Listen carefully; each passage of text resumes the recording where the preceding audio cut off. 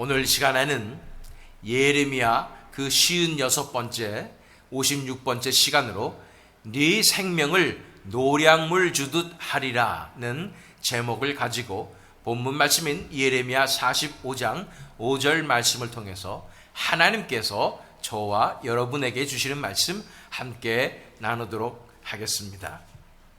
동명소설을 영화화한 서부전선 이상 없다라는 영화가 있지요. 그 영화 속에서는 오랫동안 이어지는 참호 전투의 비참함에 대해서 말하고 있습니다. 1차 대전 당시에 프랑스의 어느 전선에서 참호를 판 후에 서로 독일군과 프랑스군이 싸우게 되는데, 정말 오랫동안 하루는 독일군이 이기고 그 다음날은 프랑스군이 탈환하고 이러면서 수많은 젊은이들의 목숨을 앗아간 그 참호전, 이 소모전의 비참함에 대해서 다루고 있습니다. 정말로 그야말로 수백만 명의 젊은이들이 목숨을 잃게 되었습니다. 이런 소모전이 수년이나 이어졌으니 이 1차 대전이야말로 정말 끔찍한 전쟁이 아닐 수 없습니다. 이런 전쟁을 치르면서 하루에 일비할 수가 없습니다. 하루 오늘 우리가 이 전투에서 승리하였다 할지라도 내일 우리가 또 승리하는 것은 보장되지 않는 것입니다. 결국은 back and forth 왔다 갔다 하면서 누가 이겼는지 알 수도 없는 그런 이 전투의 양상으로 나아가는 것을 보게 됩니다. 결국은 그러나 전쟁이 끝나고 연합군의 승리로 끝을 맺습니다. 우리가 싸우는 영적 전쟁이 꼭 이러한 것 같습니다. 매일매일 소모전 같은 이런 전투를 치러내는 것입니다. 우리는 잘 알고 있습니다. 전쟁은 이 1차 대전, 그러면은 이 전쟁 전체를 다 전쟁이라고 얘기하지만 전투라는 것은 하루하루 이어지는 그런 전투를 얘기하는 것입니다. 아무리 싸워도 또 내일은 전투를 치러야 합니다. 오늘 승리하지만 내일은 승리한다는 보장이 또 없습니다. 그래서 왔다 갔다 하면서 결국은 제자리 같은 그 전쟁을 치르는 것이 영적 전투라는 것입니다. 그러나 우리가 알아야 될 것은 이 질이 멸렬한 전쟁은 끝을 향해 가고 있다는 것입니다. 그 결과는 보장되었습니다. 승리입니다. 당장 참호 속에서 아무것도 안 보여도 전쟁은 앞으로 전진하고 있는 것이고 승리의 그날은 다가오고 있는 것입니다. 그런데 이런 영적 전투를 매일매일 치르다 보면은 우리가 영적으로 탈진할 때가 있습니다. 앞이 보이지 않는 것 같고 아무것도 변화되지 않는 것 같아서 스스로 무너지고 절망하는 그런 상황에 이르는 것입니다. burnout이라고 영어로는 얘기하죠. 성경에 이러한 대표적인 인물이 바로 엘리야이죠. 엘리야는 바알과 아세라 선지자들과 850대 1의 전투를 갈멜산에서 치르고 결국은 하늘에서 불이 내려서 재물을 다 살라버림으로 승리하여서 850명의 바알과 아세라 선지자들을 다 칼날로 죽여버리는 전투의 완성을 거둘 뿐 아니라 그 뒤에 하나님께서 비를 회복시켜 주셔서 비가 3년 반 동안 내리지 않던 비가 내리는 그 완벽한 승리를 거둔 것이 엘리야였습니다. 그런데 이 엘리야가 탈진해 버렸다는 거예요. 왜 그랬을까요? 우리 열왕기상 19장 2절로 4절 말씀 읽어보면 이세벨이 사신을 엘리야에게 보내어 이르되 내가 내일 이맘때에는 반드시 네 생명을 저 사람들 중 한 사람의 생명과 같게 하리라. 그렇게 하지 아니하면 신들이 내게 벌 위에 벌을 내림이 마땅하니라 한지라. 그가 이 형편을 보고 일어나 자기의 생명을 위해 도망하여 유다에 속한 브엘세바에 이르러 자기의 사환을 그곳에 머물게 하고 자기 자신은 광야로 들어가 하루길쯤 가서 한 로뎀 나무 아래에 앉아서 자기가 죽기를 원하여 이르되 여호와여 넉넉하오니 지금 내 생명을 거두시옵소서. 나는 내 조상들보다 낫지 못하니이다 하고. 왜 이렇게 엘리야는 탈진하였습니까? 빅픽처를 보지 못하고 오늘의 상황을 바라볼 때 이런 영적 탈진이 다가오는 것입니다. 아무리 갈멜산 전투에서 승리하였다 할지라도, 그러면은 이스라엘의 개혁이 찾아오고 하나님께서 승리를 주시고, 그러면은 이제 바알과 아세라를 우상 숭배하는 그것이 다 파해지고 개혁이 일어나서 이스라엘이 하나님 앞에 돌아오는 그 역사가 일어날 줄 알았는데, 오히려 대적인 이 이세벨은 더욱 기세등등하고 살기등등하여서, 살기충천하여서 그것을 이제는 이 엘리야마저 잡아 죽이겠다는 그 말을 듣는 순간 아무것도 변한 것이 없구나, 똑같구나, 내가 지금 뭐 한 거지? 라는 생각이 들어서 영적 탈진이 오고 만 것입니다. 엘리야는요, 성경에 기록되지 않지만 얼마나 이 갈멜산 전투를 위해서 준비하였을까. 이 모든 전투를 치르면서 자신의 모든 영역과 에너지와 정신력을 다 쏟아 부어서 이것만 하고 나면 이스라엘에도 개혁이 일어날 것이고 변화가 일어날 것이고 이스라엘 백성들이 하나님 앞에 돌아올 수 있다는 그 일념을 가지고 희망을 가지고 소망을 가지고 그렇게 있는 힘을 다해서 마지막 한 방울까지의 젖먹던 힘까지 다해서 이 싸움을 치러낸 것입니다. 그런데 결과는 변한 것이 1도 없다라는 것을 바라봤을 때 영적 탈진이 찾아오게 되는 것입니다. 오늘 본문 말씀에서 예레미야 45장에서 우리가 살펴볼 바룩이라는 인물도 마찬가지였습니다. 그가 모든 것을 다 쏟아 부었는데 그는 결국 탈진하고 말았고, 그가 이렇게 탈진하게 된 원인이 무엇이었고 또 어떻게 극복할 수 있는지, 하나님의 말씀이 어떻게 선포됐는지에 대해서 우리가 함께 살펴보게 되는 것입니다. 예레미야 45장은 5절로 된 짧은 장입니다. 하지만 예레미야 말씀 중에 유일하게 예레미야가 아니라 바룩이 주인공이 된 장입니다. 바룩은 누구였습니까? 네리야의 아들이었지만 이 예레미야의 예언을 받아 쓴 사람이 바로 바룩이었습니다. 아마도 학자 집안이며 서기관 같은 일을 하고 있을 거라고 추정이 됩니다. 그런데 우리가 45장 1절로 2절 말씀을 읽어보면, 유다의 요시야의 왕의 아들 여호야김 넷째 해에 네리야의 아들 바룩이 예레미야가 불러주는 대로 이 모든 말을 책에 기록하니라. 그때의 선지자 예레미야가 그에게 말하여 이르되, 바룩아, 이스라엘의 하나님 여호와께서 네게 이같이 말씀하셨느니라. 시점이 나오죠. 여호야김 넷째 해라고 얘기하고 있는 것입니다. 여호야김 왕의 넷째 해에 일어난 일인 것입니다. 이때가 언제인 줄 아십니까? 어디서 많이 본 해 같지 않습니까? 바로 우리가 지난번에 살펴보았던 예레미야 36장의 상황과 연결이 된다는 것을 말씀드리고 싶습니다. 36장의 내용이 뭔지를 살펴보기 전에 그 3절 말씀 계속 읽어보면, 네가 일찍이 말하기를 화로다, 여호와께서 나의 고통에 슬픔을 더하셨으니 나는 나의 탄식으로 피곤하여 평안을 찾지 못하도다. 누가 하는 말이냐면 바로 바룩이 하는 말이에요. 예레미야가 이런 말을 하는 것은 종종 있었습니다, 예레미야서에서. 그러나 바울이 이런 말을 하는 것은 사실 좀 의외입니다. 항상 순종하는 모습과 성실한 모습을 보여주었던 바룩에게 도대체 무슨 일이 있었기 때문에 그가 이렇게 화로다, 여호와께서 나의 고통에 슬픔을 더하셨으니 나는 나의 탄식으로 피곤하여 평안을 찾지 못하도다 라고 말하는 것일까요? 그에게 일어났던 일이 무엇이었는가를 보기 위해서는 36장으로 가면 알 수가 있습니다. 36장 다시 한번 살펴보겠습니다. 36장 1절로 2절 말씀. 유다의 요시야 왕의 아들 여호야김 제 몇 년이요? 4년에 여호와께로부터 예레미야에게 말씀이 임하니라. 이르시되, 너는 두루마리 책을 가져다가 내가 네게 말하던 날 곧 요시야의 날부터 까지 이스라엘과 유다와 모든 나라에 대하여 내가 네게 일러준 모든 말을 거기에 기록하라. 바로 45장에 기록된 상황과 동일한 상황임을 알 수가 있는 것이지요.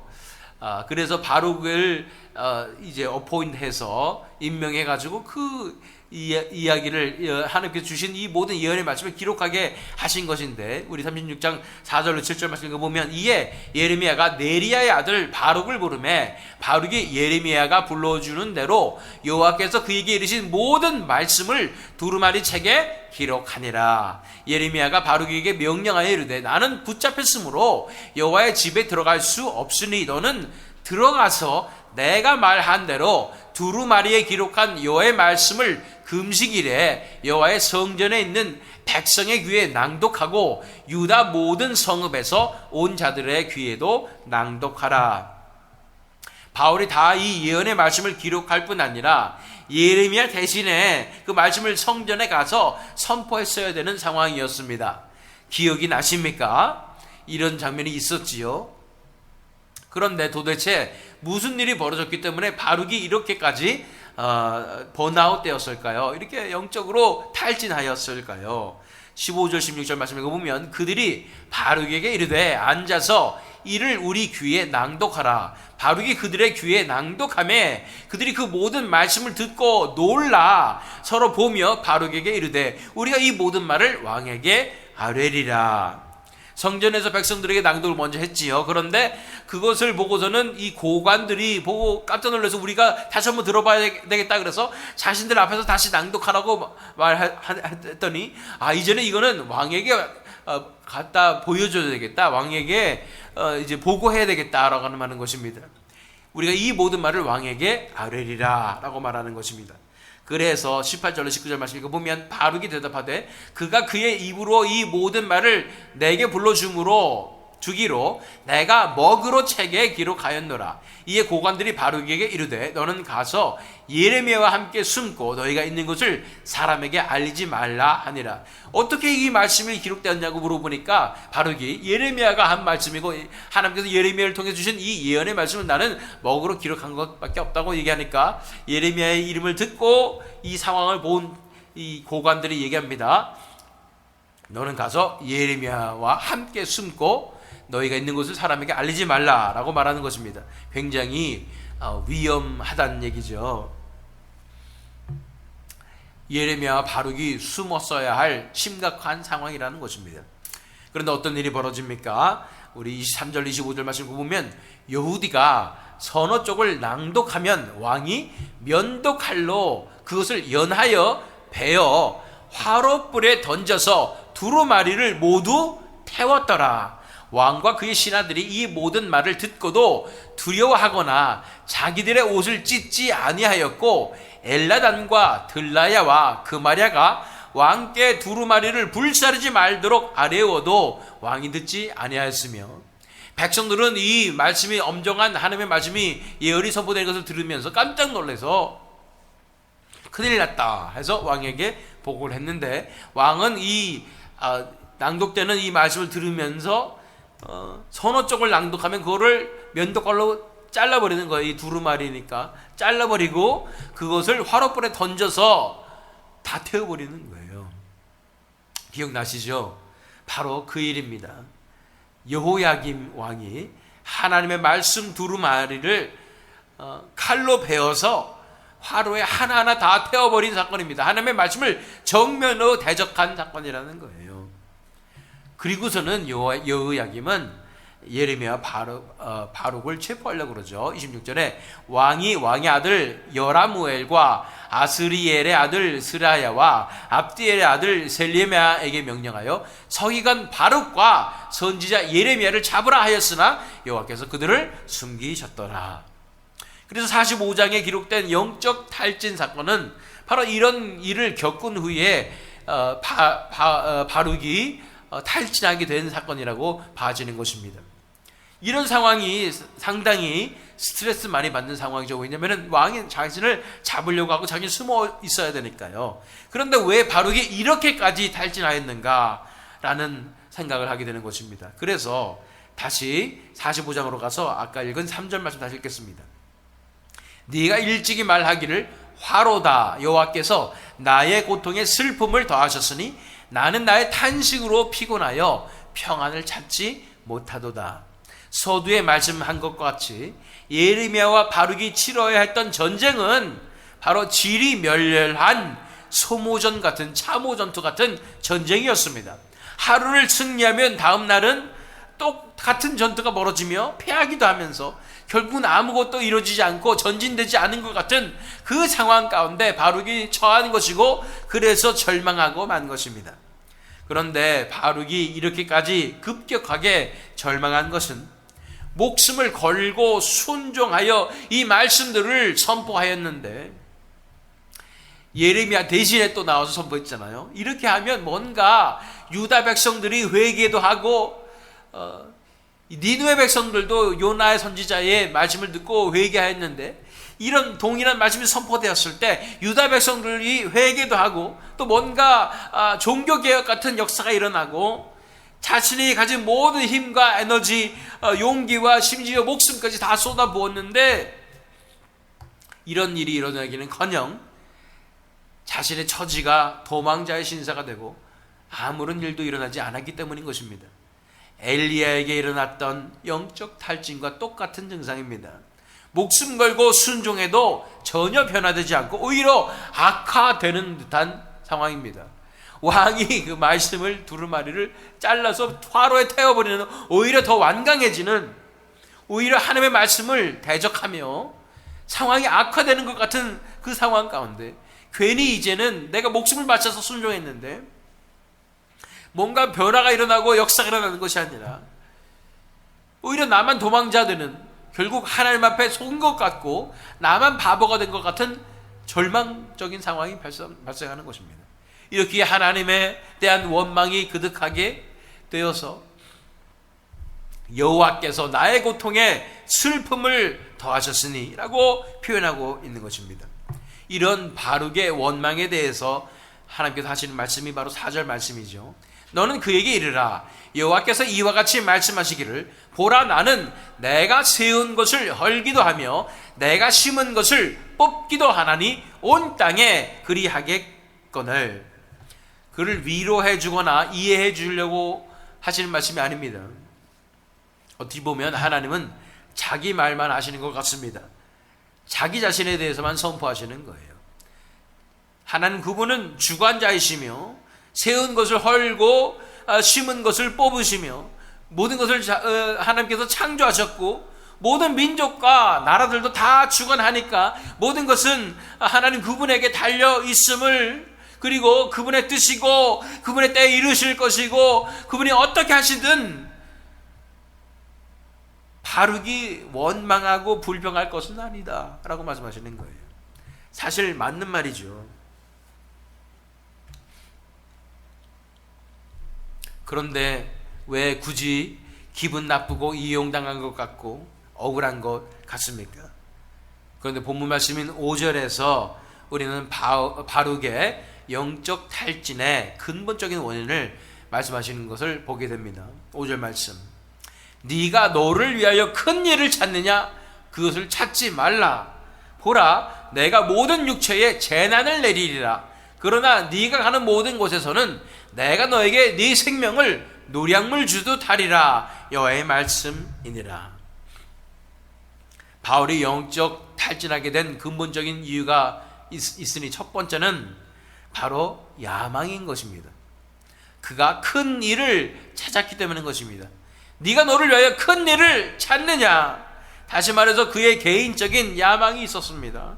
뭔가 사람이 태어나서 뭐라도 이루고 싶은 그런 마음, 내가 하는 일이 엄청 가치가 있었으면 좋겠다, 내가 이런 최선을 다해서 일을 했을 때 변화가 일어났으면 좋겠고 뭔가 하나님께서 들어쓰셨으면 좋겠다, 하나님의 뜻이 이루어지는데 헌신하지만 왠지 뭔가 큰 일이 벌어졌으면 하는 그런 기대가 있었다는 것입니다. 그런데 현실은 큰 부흥이나 개혁이 일어나는 것이 아니라 왕이 두루마리를 태워버리고 오히려 부작용같이 본인만 도망치는 도망자 신사가 되는 상황이 발생하는 것입니다. 하나님의 일을 순종하며 할 때 먼저 해결되어야 하는 것은 바로 우리 자신의 야망입니다. 아무도 알아주지 않아도, 아무 일도 일어나는 것 같지 않아도 묵묵히 그 일을 감당하기 위해서는 우리 자신에게 숨겨진 이 야망이 철저하게 내려놓아져야 하는 것입니다. 또한 두 번째 이유는, 바르게 영적 탈진하게 된 근본적인 두 번째 이유는 바로 보상심리 때문에 그렇습니다. 그가 뭔가 보상을 받기 원하는 것입니다. 이 일을 통해서 하나님의 예언의 말씀을 성전에서 선포하고 또 그것이 왕께로 갔을 때 이것을 통해서 크게 이름이 날 것을 원했을 수도 있겠지만은, 그렇지는 않아도 최소한 하나님께 칭찬이라도 받고 사람들이 뭔가 훌륭하다고 인정하기는 해야 되지 않을까라는 것입니다. 나의 모든 것을 다해서 목숨을 바쳐서 이 나라와 민족을 위해서 희생했는데 나에게 다가온 것은 칭찬과 인정이 아니라 오히려 망신과 도피라는 거죠. 도망자 신사가 되어버렸다는 거예요. 하나님께 쓰임받기 위해서 그래서 철저히 내려놓아져야 할 것은 바로 우리의 보상심리입니다. 내가 이 정도 했으니 하나님께서 이 정도 해주셔야 된다는 심리는 마치 우상숭배하는 사람들이 내가 이 정도 정성을 바쳤으니까 나의 있는 문제들을 이 신이 해결해야 되지 않는가라는 그 기복 신앙적 자세와 다르지 않습니다.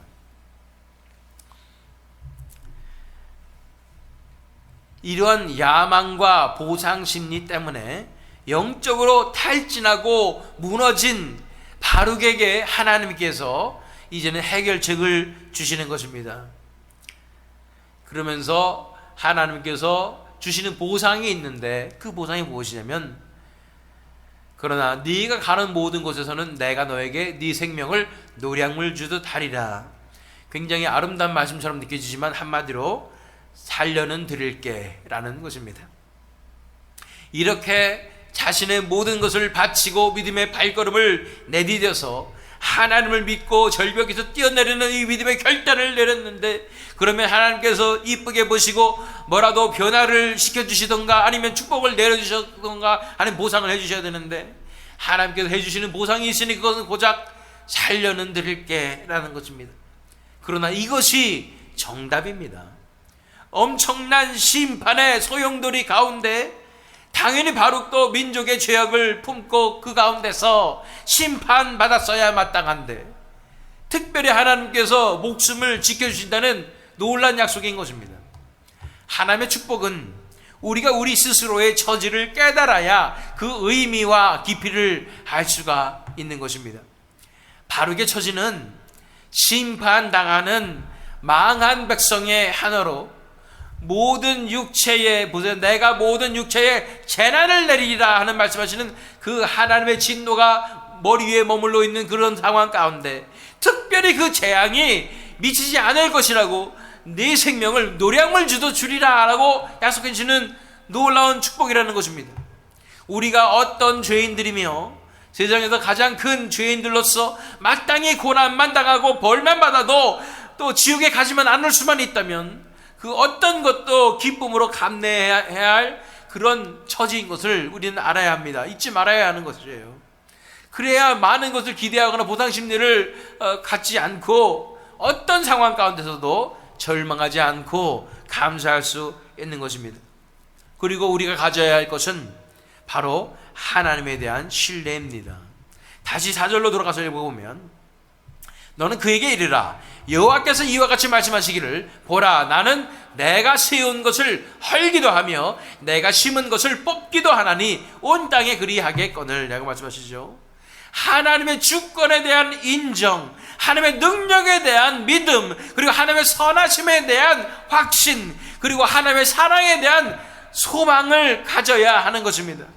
이런 것들을 통해서 결국 하나님을 신뢰해야 이런 영적 탈진에서 벗어날 수가 있는 것입니다. 우리가 치르는 영적 전쟁은 결코 단거리 경주가 아니죠. 마라톤과 같은 전쟁입니다. 하루하루 벌어지는 전투에 일희일비하지 말고 결국 이 전쟁을 승리로 이끄실 하나님을 신뢰해야 하는 것입니다. 하나님의 나라를 전진하고 하나님의 뜻을 반드시 하나님의 뜻이 이루어질 뿐 아니라 하나님께서 우리를 그냥 이용해 먹고 버리는 그런 상황이 아니라 하나님께서 오히려 우리에게 가장 필요하고 가장 우리를 진리로 구원의 길로 인도하시는 상황이라는 것을 우리가 믿어야 하고 그 신뢰를 가져야 한다는 것입니다. 예레미야 29장에서 읽었던 말씀 기억하십니까? 11절로 13절 말씀입니다. 여호와의 말씀이니라. 너희를 향한 나의 생각을 내가 하나니 평안이요 재앙이 아니니라. 너희에게 미래와 희망을 주는 것이니라. 너희가 내게 부르짖으며 내게 와서 기도하면 내가 너희들의 기도를 들을 것이요 너희가 온 마음으로 나를 구하면 나를 찾을 것이요 나를 만나리라. 우리 삶 가운데 우리가 믿음으로 순종하여서 우리의 마지막 힘을 다 짜내서 최선을 다해서 하나님께 순종하며 나아갔을 때 하나님께 주시는 것은 고난이요 십자가요 망신이요 얽매임이요 그렇게 도망자가 되는 것이라면 그때 기억하십시오.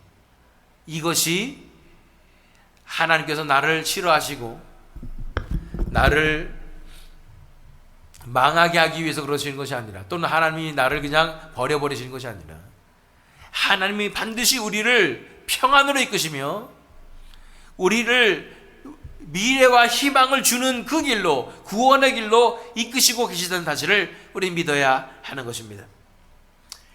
1차 대전에 질이 멸렬한 소모전도 결국은 연합국의 승리로 끝났습니다. 아합과 이세벨도 하나님께서 결국 심판하셨습니다. 하나님의 뜻은 반드시 이루어집니다.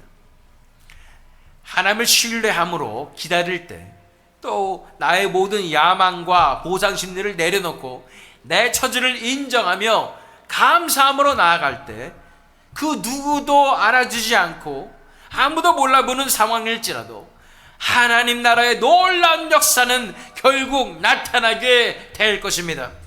내 삶 가운데서 아무 일도 일어나는 것 같지 않아서 그토록 헌신해도 변하는 것이 없고 목숨 걸고 순종해도 돌아오는 결과는 망신이고 상상할 수 있는 최악의 결과, 내가 상상하는 그 최악의 그 상황만은 면해야 되는데 하는 바로 그 상황이 꼭 오게 되는 이 상황이 오게 될 때 오늘의 말씀을 기억하십시오.